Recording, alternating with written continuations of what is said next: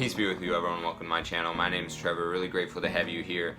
And today's video is just a recap of my weekly rotation this very last week of April here. Today's May 1st, so right from the 23rd up to the 30th, all 7 days, what I was wearing, starting off with Monday. Monday was very special wearing. Haven't spent any real money on like a niche fragrance in some time, and this was the first one that I've picked up in a long while, and that is Fougere Amarud. So this is only a 50 ml, and this 50 ml costs more than 100 ml of some Creed fragrances. So very pricey, high-end niche. Like I said, I haven't bought many of those in some time, but this one definitely delivered, even though it was very pricey. First heard about this one from Joe Lima over at Scented Moments channel, and this is a very special fragrance. I think the only one that I got a compliment on this week. It opens up very effeminate. The floral in here is like, it's a very much of a floral bomb. Heavy tuberose note in the opening, so if you don't like tuberose, this one's definitely not going to be for you. I would say sample this. I think you can buy samples at Lucky Scent. It's where I bought this full bottle from.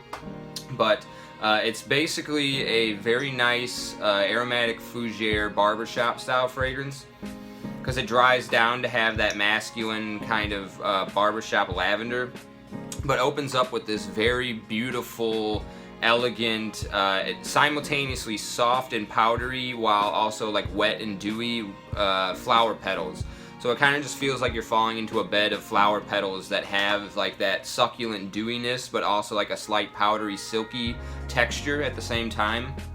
Incredible stuff. And then, like I said, it just dries down into a classic men's barbershop style fragrance with the lavender, and then I think there's a mimosa flower note in here that gives it this very bright, effervescent style. Not quite sparkly like ginger notes do, but almost like mentholic and minty. So very brisk, very bright, a beautiful floral fragrance, floral fougere, very unique.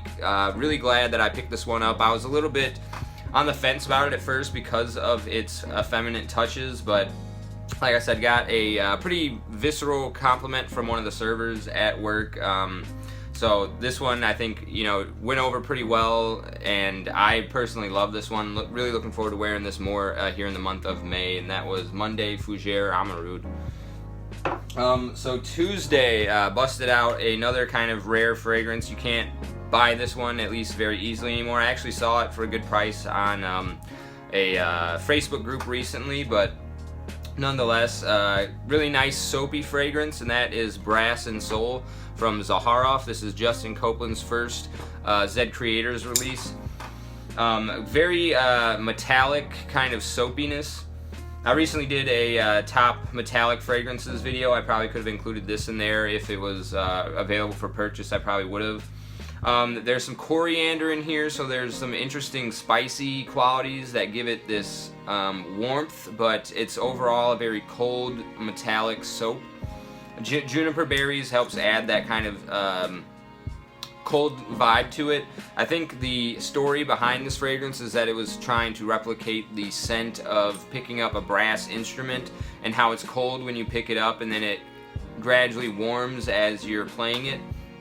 I think they articulated that concept very well in this fragrance.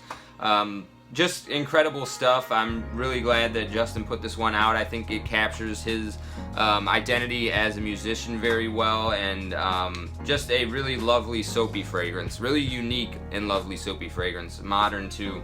Brass and Soul, that was Tuesday. Wednesday, went ahead and grabbed this one right here, Dolce & Gabbana's Pour Homme 1994 vintage version. This is a tester bottle. I hear if you're looking for this vintage, try and get a tester bottle because the regular bottles are a lot more counterfeited. I believe this particular bottle is from '96. That's what the batch code looked like, but yeah, beautiful stuff. I think the modern made in France version is pretty good. I haven't tried the made in UK version, but I hear that one's pretty terrible.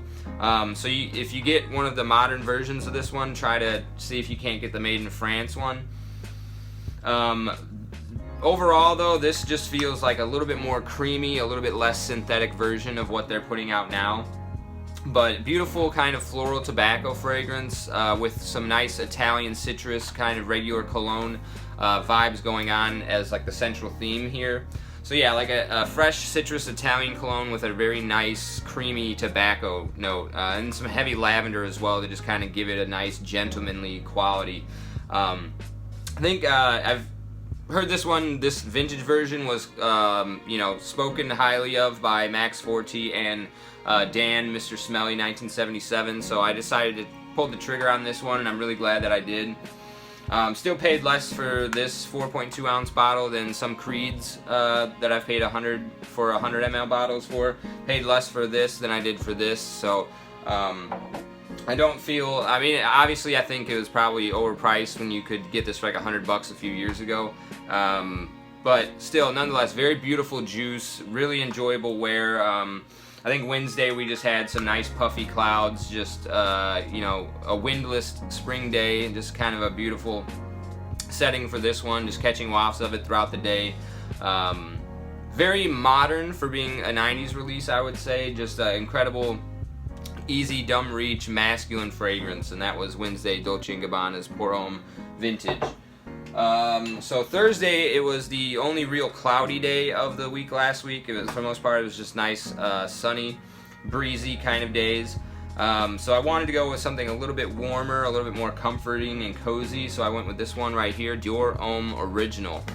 So when I first got this one, I think it was late last autumn. I actually got this only to compare it to a clone from House of Benetton, United Dream Big, I think is the clone.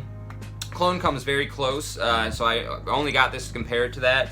Obviously the Benetton fragrance is a lot more synthetic, and you do pick that up smelling it close to your skin, but in the air I've actually gotten more compliments from people around me on the Benetton fragrance than the actual Dior Homme Original, but nonetheless, this I think is really more of a spring fragrance for me. On those kind of colder spring days like I had on Thursday. The floral component from the iris really kind of sets it apart as more of a springtime vibe for me than in the autumn, although I think this is something that would be great for September and October. I really got a great amount of wear of this in April, and it does just kind of give you that little bit of sweet, powdery, comforting kind of vibe on a cold spring April showers kind of day. And that's just what this one did for me, and that was Thursday's Dior Homme Original. So Friday I try to wear like a niche fragrance or a high-end or classy fragrance on Friday. Fridays are kind of like my Sunday, like Sunday's Best was kind of like a tradition that you had when in like a Christian nation, when people were like a little bit more, the culture was a little bit more religious. So like Sunday's Best, you always wore like your best clothes on Sunday, and it's kind of like what Friday is for me. It's like my pinnacle day of the week, and so I decided to wear this one right here, Fougère Royale from Houbigant. This is kind of surprised me when I first smelled it. I was expecting something more barbershoppy, but it's really, I mean, you can definitely pick up the lavender in there, but it doesn't really smell like a barbershop fragrance to me, in the same way that like Platinum Egoist or Beau de Jour or Penhaligon Sartorial smells a lot like shaving cream or barbasol. This one leans a lot more into the Fougère genre, in the sense that it is like outdoorsy and a little bit green, but still highly floral, very floral, dry fragrance. Dry, masculine, floral fragrance. Really beautiful stuff. It almost has like a, it reminds me of a little bit of those little mints that you get in like Easter candies or like at weddings. Like they have like peanuts and then these little like pastel colored chalky mints. This kind of reminds me of those little mints that you get in those peanut bags. I don't know why. I don't know, maybe like the way that the florals are digesting. I'm appropriating the floral notes. They kind of give me that pastel color vibe. But really elegant, beautiful stuff. I think this is pretty expensive. I paid like, I think $170 for this. I got a deal for it on eBay. They're usually kind of hard to come by for less than $200, but I think very well worth the price. Rodrigo's Flores Rue is the perfumer behind this one. He's the guy who's in-house at John Varvatos. And I think Roja Dove was the creative director behind this fragrance. So yeah, you've got some great minds coming together to put this out onto the market, and really grateful to have this one in the collection. Was a beautiful wear on Friday. No compliments on this one, so I don't think it's that mass appealing. It definitely has a little bit more of an old school appeal, but really classy, elegant stuff. Definitely something I'm glad to have in my collection. So that was Houbigant Fougere Royale for Friday. Okay, Saturday, very special wearing on Saturday. I got this recently in a big end of the month haul. Kind of didn't really plan on picking this up per se. I didn't go out searching for it, but I kind of just saw like a decent deal for it on Mercari. Had a jump on it. I've heard very good things spoken about it from both Ramsey and Kellen over at Sense of South Jersey. They both said that this is probably the best aromatic fougere that was ever made. And then also Mr. Smelly put out a Instagram photo showcasing this fragrance in a lineup of a few fougeres that he had. So I just, respect Ramsey and Kellen and Dan, so I decided to pull the trigger and pick this one up. This is Gucci Nobile. And I have to agree with them. I think this is probably the best aromatic fougere that I have in my collection now. It's very reminiscent of YSL Rive Gauche, but it smells like it's got the best elements of Rive Gauche and then some of the best elements of Dunhill Edition, which is another cheapy aromatic fougere that I really love wearing in the month of March. So this kind of has a little bit of like some floral components as well as a balsam fir note that you get out of the Dunhill Edition, and then kind of the rest of the composition of Rive Gauche.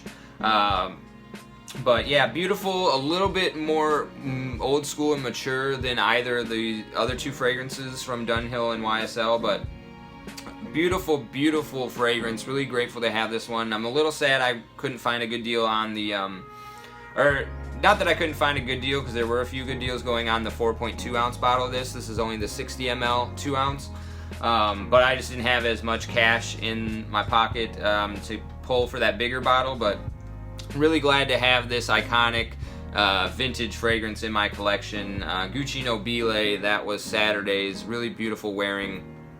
And then finally, rounding off the week, Sunday, I wore this as my scent of the day. I shot a video, top 5 metallic fragrances for the spring and summer, and this was my #1 pick for that video, and that is Chanel's Platinum Egoiste.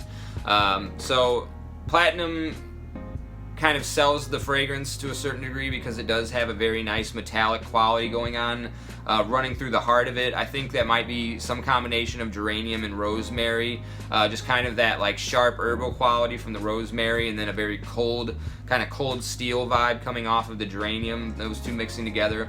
All of that running over the top of a really nice kind of barbershop-y lavender. So you get like a metallic shaving cream is the way I like to describe this fragrance. And very, very beautiful wearing for me on Sunday. I love the shaving cream barbershop scent profile, and this is just like a very elegant, masculine, easy to wear, very clean smelling fragrance. Great for like rainy days, but also great for a nice kind of puffy cloud white spring day. Beautiful stuff. I'm really looking forward to getting some more wears out of this throughout the remainder of the spring and summer here. And definitely, one of my favorite metallic fragrances.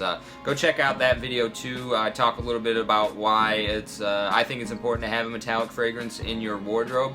Go check it out if you feel like it. I don't want to tell you what to do, but nonetheless, that was Sunday, Platinum Egoiste, and that rounds out my very nice week. I'm looking at these fragrances right here. This is probably one of my better weekly rotations I've had in some time.